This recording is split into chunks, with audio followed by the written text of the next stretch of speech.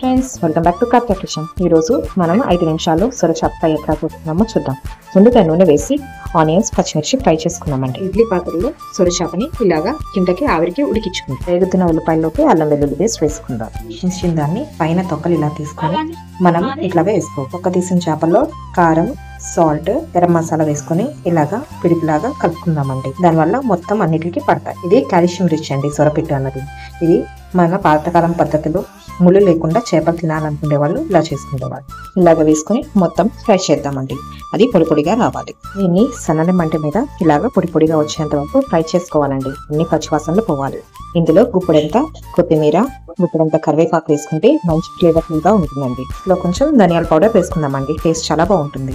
కొత్తిమీర అన్నది చాలా సన్నగా కట్ చేసుకున్నది వేసుకోవాలండి. గుప్పెడంత కొత్తిమీర చాలా ఎక్కువ ఉంటే ఫ్లేవర్ చాలా బాగుంటుంది. ఎంతో టేస్టీగా ఉండే సొరపెట్టి ఫ్రై ఈజీగా తయారు చేసుకోవచ్చు.